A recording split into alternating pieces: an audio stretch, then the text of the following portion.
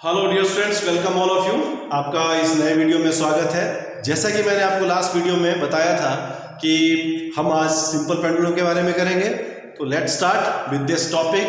The topic is simple pendulum. सबसे पहले बात करते हैं कि सिंपल पेंडुलम होता क्या है। ठीक है, कोई भी ऑब्जेक्ट जब हम किसी को सस्पेंड करते हैं, ठीक है, विद द वेटलेस और ठीक है कौन सा, ठीक है, जिसमें स्ट्रेचिंग ना हो, समझो उस तरह का थ्रेड लिया, उसको सस्पेंड कर दिया, ठीक है, एक एंड रिजिड और एक एंड फ्री रहे, उसको क्या बोलते हैं हम, उसको क्या बोलते हैं हम, सिंपल पेंडुलम। ठीक है, क्लियर है। सिंपल पेंडुलम क्या हुआ, ठीक है, सिंपल पेंडुलम क्या हुआ कि कोई भी बॉडी, ठीक है, heavily point mass suspended by weightless inextensible और flexible string from a rigid end that is called simple pendulum. तो यहाँ पे हमने उस तरह का थ्रेड लिया, ठीक है, फिर यहाँ पे हमने कोई बॉडी लगा दी और इसको क्या बोलते हैं हमका रिजिड एंड हो गया, ठीक है, थ्रेड इनएक्सटेंसिबल था, ठीक है, क्लियर है।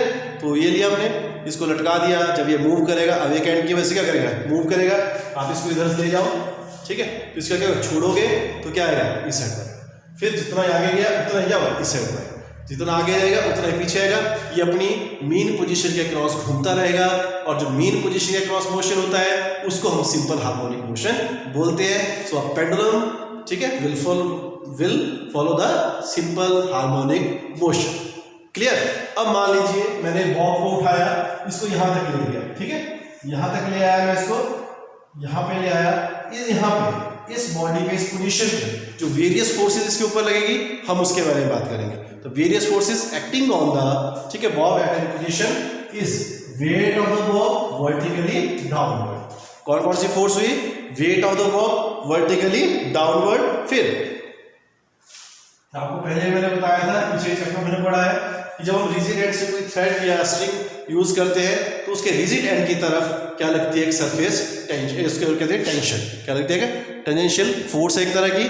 तो ये फोर्स लगी, ये कहाँ होगी, रिजिड एंड की तरफ, ठीक है। फिर हम इस वेट को, ठीक है, जितना एंगल यहाँ थीटा होगा उतना ही एंगल यहाँ तक हमने इसको मूव किया। So this weight can be resolve into its component. These are mg, जिसका एंगल बनता है क्या होता है, cos theta, and vertical perpendicular component mg sin of theta. ठीक है, कौन कौन से कंपोनेंट हो गए, दिस mg cos थीटा और mg sin of theta. Clear. ये mg cos sin थीटा इसको क्या करता है, यहां तक लाने की कोशिश करेगा मीन पोजीशन में, लेकिन मैंने कहा यहां रुकेगा नहीं, जितना यहां आगे गया उतना ही क्या जाएगा, इसके इस साइड को भी ये आता रहेगा यहां, ठीक है। तो इस तरह से इसका मोशन रहता है। क्लियर है। अब देखिए क्या हुआ, यहां तो कौन फोर्स, जो फोर्स लगी that is called its restoring force, and the restoring force here it is equal to minus mg sin of theta. ठीक है, हमने फोर्स लगाई, हम ले जा रहे हैं इसको, ठीक है, लेकिन ये क्या हो जा रहा है, इस साइड। तो जो आपने फोर्स लगाई वो force, this is equal to minus mg sin of theta, and this negative sign shows that, क्या बताता है कि both are in the same, both are in the positive direction. Clear. अब उसके बाद, ठीक है, उसके बाद क्या होता है कि हम ये मान के चलते हैं कि these angles are very small, ठीक है, ये एंगल क्या है, बहुत छोटा है, और हम साइन थीटा के बजाय डायरेक्ट अगर थीटा भी लिखें तो भी कैलकुलेशन हो जाएगी, ठीक है। तो वो थीटे को निकालने के लिए हम क्या करते हैं, यहां से यहां तक कितना डिस्टेंस कवर किया। अगर जो मैथ्स पढ़ते हैं उन्हें मालूम है कि किस तरह से होता है, कि मानो अगर ये लेंथ जो इसकी कितनी है, स्ट्रिंग की L है, और यहां से यहां तक जो इसकी डिस्प्लेसमेंट है, हम बोल सकते हैं size of arc it is x ले लो, y ले लो, डिपेंड्स अपॉन यू, ठीक है, जो भी आप लोगे।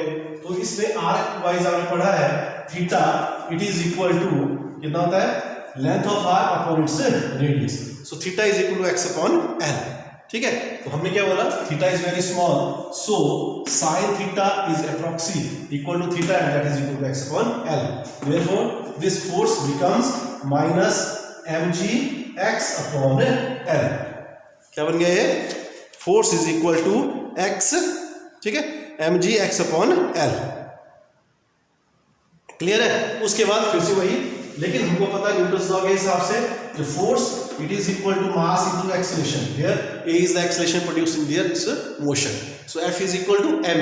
लेकिन हमने बोला फोर्स ये है जो हमने ये निकाला, तो इसके अंदर दोनों चीजें क्या है, same. So ma is equating both these equation, we get ma is equal to minus mgx upon L.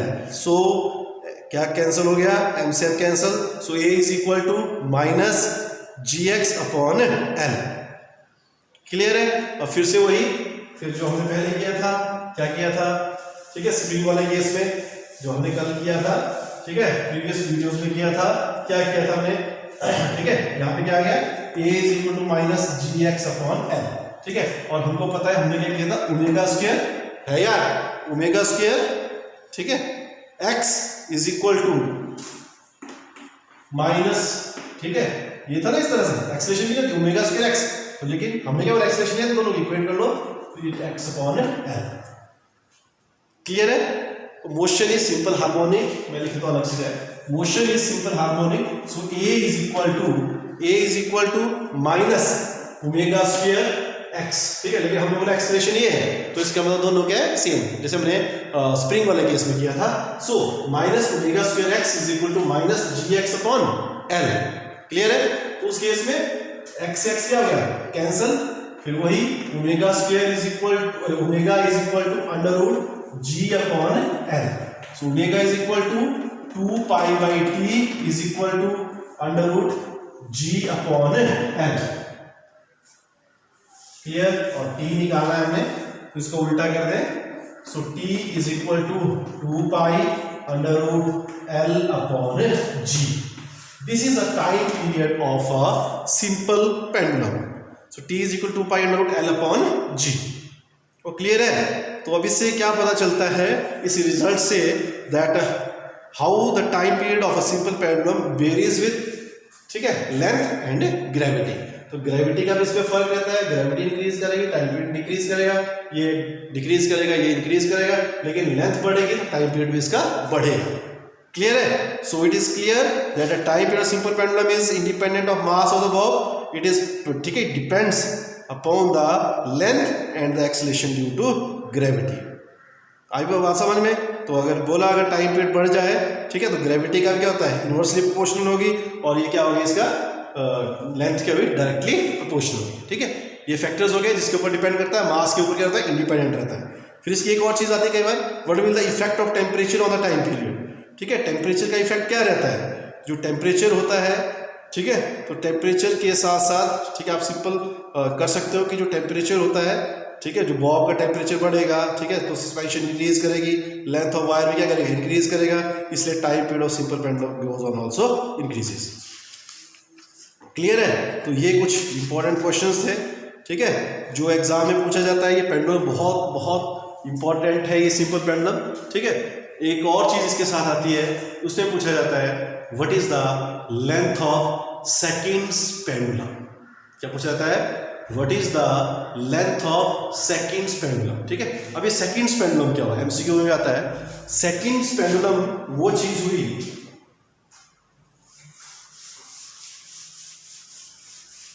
ठीक है, क्या होता है, सेकंड्स पेंडुलम, सेकंड्स पेंडुलम। ठीक है, सेकंड्स पेंडुलम क्या होता है, वो पेंडुलम जिसका टाइम पीरियड 2 सेकंड हो, उसको हम सेकंड्स पेंडुलम बोलते हैं।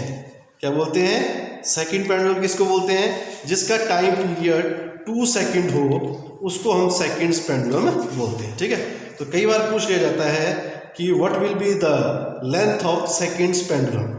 ठीक है, तो लेंथ ऑफ सेकंड पेंडुलम जो हमें निकालनी है, ठीक है, क्लियर है, तो उसको निकालने के लिए हम क्या करते हैं, यहाँ पे, ठीक है, लेंथ ऑफ सेकंड पेंडुलम निकालनी है, हम क्या करेंगे, इस इक्वेशन को लेंगे, स्क्वायरिंग बोथ साइड्स।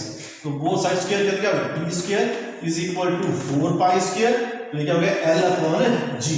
ठीक है, निकालना क्या है हमने, लेंथ, तो एल है length of the pendulum, so L is equal to T square into G upon 4 pi. ठीक है, अपॉन 4 पाई। अब मैंने बोला सेकंड्स पेंडुलम बोला है, तो सेकंड पेंडुलम किसको बोलते हैं, जिसका टाइम पीरियड कितना होता है, 2 सेकंड। तो हम इस इक्वेशन में टी की जगह क्या भरेंगे, ठीक है, क्या हो गया, टी का 2 स्क्वायर, जी क्या हो गया 9.8, 4 इंटू 4, और जो पाई होता है, पाई को आप दो तरह से कर सकते हो, जो मैथ पढ़ते हैं उनको पता है, क्या कर सकते हो आप पाई को, ठीक है, पाई का वो पाई स्क्वायर, ठीक है। तो आप 22/7 का स्क्वायर करते हो या 3.34 का, तो अगर उसका स्क्वायर करोगे सो इट बिकम्स 9.87। कितना होता है 9.87। जब इसको पूरे को कैलकुलेट करोगे, कैलकुलेट करके हमारे पास आता है 0.993 मीटर, ठीक है। कितना आता है 993 मीटर, या अप्रोक्सी आप बोल सकते हो इट इज 1 मीटर, ठीक है। It is the length of seconds pendulum. Clear है। कई बार अलग से पूछा जाता है, अगर आपको सेकंड्स पेंडुलम भी डायरेक्ट पूछा जाए और 3 मार्क्स का क्वेश्चन होगा तो आपने शुरू से इसको करना है। फिर जब आपने टाइम पीरियड निकाला, फिर उसका लिखना स्क्वेयरिंग बोथ साइड्स, फिर स्क्वेयरिंग करके एल की वैल्यू निकालोगे, ये एल करोगे, फिर लिखना because it is a second pendulum so its time period will be 2 second. फिर वैल्यूज पाई की और आपको पता है वैल्यूज पुट करनी, और value we calculate we will get 0.993 metre, ठीक है। So it is almost 1 metre.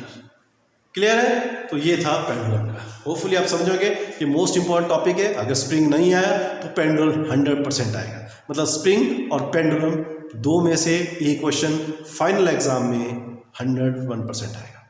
सो आज के इतने काफ़ी है। Thank you very much. Have a great time.